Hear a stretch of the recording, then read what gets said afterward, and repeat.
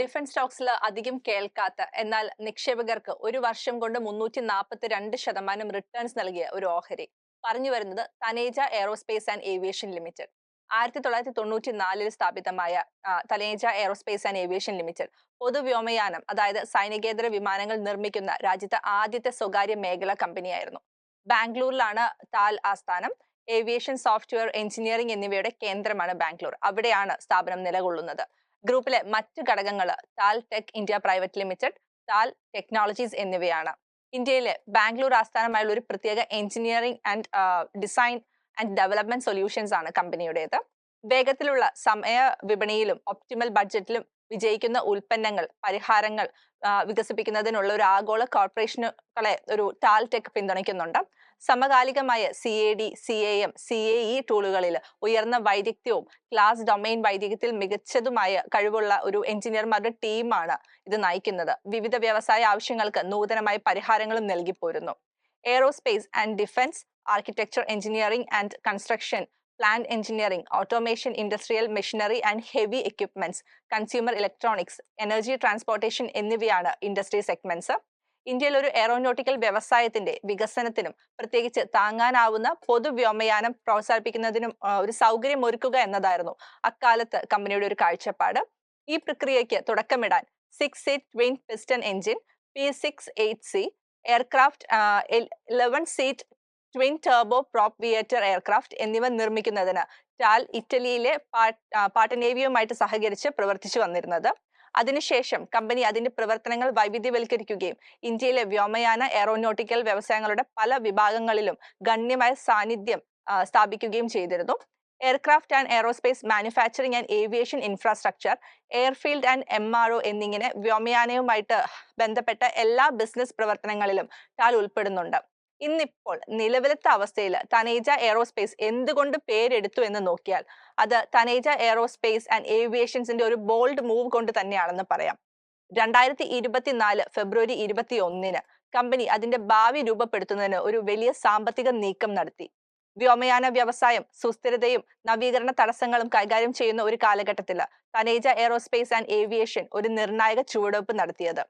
കമ്പനിയുടെ പ്രധാന പിന്തുണക്കാരായ ആഷർ എന്റർപ്രൈസുമായിട്ട് തന്ത്രപരമായ ഒരു പങ്കാളിത്തം സ്ഥാപിച്ച് 5,69,800 പുതിയ ഓഹരികൾക്ക് ബോർഡ് ഒരു ഗ്രീൻ സിഗ്നൽ അല്ലെങ്കിൽ ഒരു പച്ചക്കൊടി കാണിച്ചിട്ടുണ്ട്. ഒരു ഷെയറിന് 5 രൂപ നിരക്കിലും 346 രൂപ എന്ന പ്രീമിയത്തിലുമാണ് തനോജ എയറോസ്പേസ് ആൻഡ് ഏവിയേഷൻ ഇക്വിറ്റി ഷെയറുകൾ ആഷർ എന്റർപ്രൈസിന് വിറ്റത്. അതിലൂടെ മൊത്തം 19.99 കോടി രൂപ എയറോസ്പേസ് കമ്പനി സമാഹരിച്ചു. ഒരു സാമ്പത്തിക നീക്കത്തിനപ്പുറം തനേജ എയറോസ്പേസ് ആൻഡ് ഏവിയേഷനും അതിന്റെ വിശ്വസ്ത പിന്തുണക്കാരായ ആഷർ എന്റർപ്രൈസും തമ്മിലുള്ള ഒരു ശക്തമായ ബന്ധത്തെ ഇത് പ്രതിഫലിപ്പിക്കുന്നു. ഈ വിഹിതത്തിൽ നിന്നുള്ള നിക്ഷേപം കമ്പനിയുടെ ധനസ്ഥിതിയെ ശക്തിപ്പെടുത്തുകയും വ്യോമയാന വ്യവസായത്തിലെ വെല്ലുവിളികളെ നാവിഗേറ്റ് ചെയ്യാൻ ശാക്തീകരിക്കുകയും ചെയ്യുമെന്ന് കമ്പനി ഫയലിംഗിൽ അറിയിച്ചത്. ഈ നീക്കം സ്റ്റേക്ക് ഹോൾഡേഴ്സിന് എങ്ങനെ പ്രതിഫലിക്കുന്നു എന്ന് നോക്കിയാൽ റിപ്പോർട്ട് പ്രകാരം സ്റ്റേക്ക് ഹോൾഡേഴ്സിന് വളരെ ശുഭാപ്തി വിശ്വാസം നൽകുന്നുണ്ട്. സാമ്പത്തിക അനിശ്ചിതത്തിൽ തനേജ എയറോസ്പേസ് ആൻഡ് ഏവിയേഷന്റെ കാഴ്ചപ്പാടിന് പ്രൊമോട്ടർമാര് ശക്തമായി പിന്തുണ കാണിക്കുന്നു. ഇത് അക്കങ്ങൾക്കും അപ്പുറമാണ് കമ്പനിയുടെ ഭാവിയെ ശക്തിപ്പെടുത്തുന്നത്. ഇത് പുതിയ നിക്ഷേപങ്ങൾ ആകർഷിച്ചേക്കാം.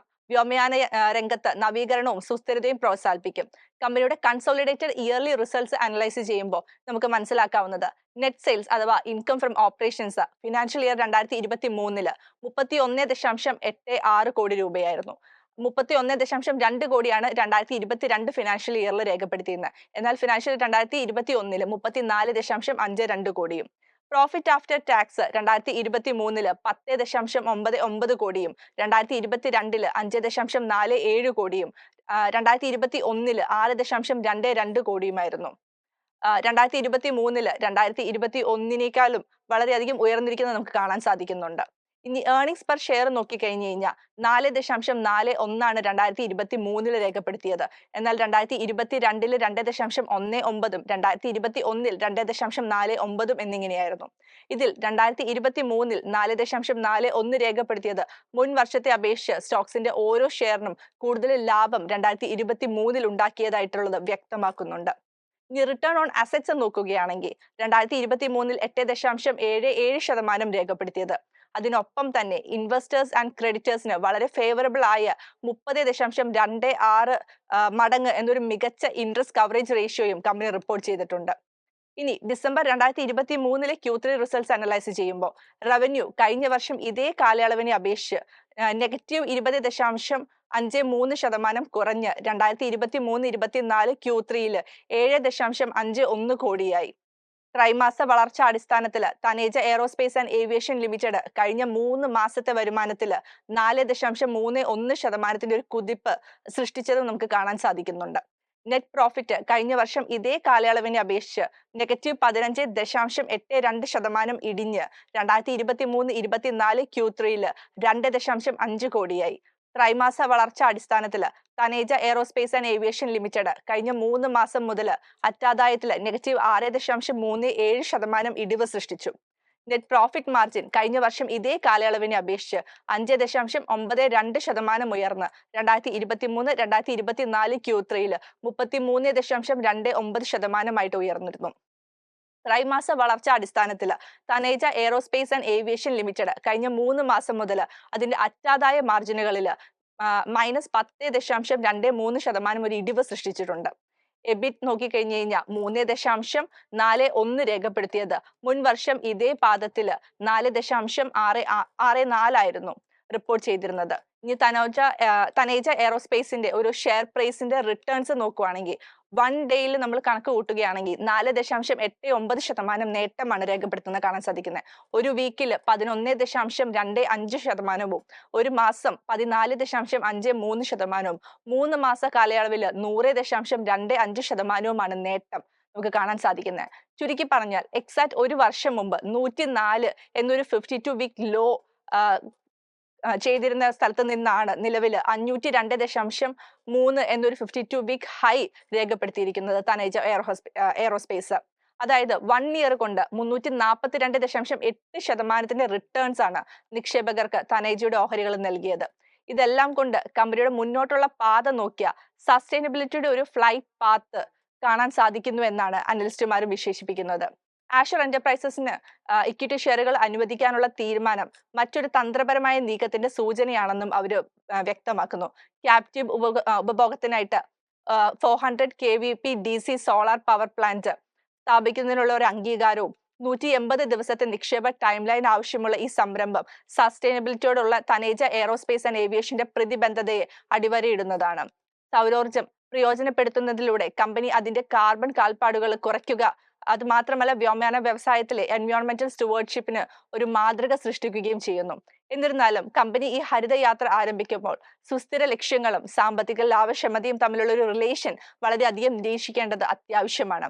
ഓവറോൾ റിവ്യൂ നോക്കിയാൽ 2024 ഫെബ്രുവരി 21 ബോർഡ് മീറ്റിംഗിന് തനേജ എയറോസ്പേസ് ആൻഡ് ഏവിയേഷന്റെ ഒരു സുപ്രധാന നിമിഷമായിട്ട് ഓർമ്മിക്കപ്പെടാം. ഇക്വിറ്റി ഷെയറുകളുടെ തന്ത്രപരമായ വിഹിതത്തിലൂടെയും സുസ്ഥിര ഊർജത്തിലേക്കുള്ള ഒരു കടന്നുകയറ്റത്തിലൂടെയും സാമ്പത്തികമായി കരുത്തുറ്റതും പാരിസ്ഥിതികമായി ഉത്തരവാദിത്വവുമുള്ള ഒരു ഭാവിയിലേക്കുള്ളൊരു ക്ലോസ് ചാർട്ട് കമ്പനി പുറപ്പെടുവിക്കുന്നതെന്ന് വേണമെങ്കിൽ പറയാം. വ്യോമയാന വ്യവസായം 21ാം നൂറ്റാണ്ടിലെ വെല്ലുവിളികൾ നാവിഗേറ്റ് ചെയ്യുന്നത് തുടരുമ്പോൾ തനേജ എയർസ്പേസ് ആൻഡ് ഏവിയേഷൻ ധീരമായ നീക്കങ്ങൾ തന്ത്രപരമായ സാമ്പത്തിക തീരുമാനങ്ങളുടെ ശക്തിയുടെയും കോർപ്പറേറ്റ് ധാർമ്മികത എന്ന നിലയിൽ സുസ്ഥിരയുടെ പ്രാധാന്യത്തിന്റെയും ഓർമ്മപ്പെടുത്തലായി ഇത് ആവർത്തിക്കുന്നു. ഈ തീരുമാനങ്ങൾ തനേജ എയറോസ്പേസിന്റെ നിക്ഷേപകർക്കും വളരെയധികം ഒരു പോസിറ്റീവ് റിസൾട്ട് നൽകുന്നുണ്ട്. നിലവിൽ 480 രൂപയിലാണ് തനേജ എയറോസ്പേസിന്റെ ഓഹരികൾ വ്യാപാരം നടത്തുന്നത്.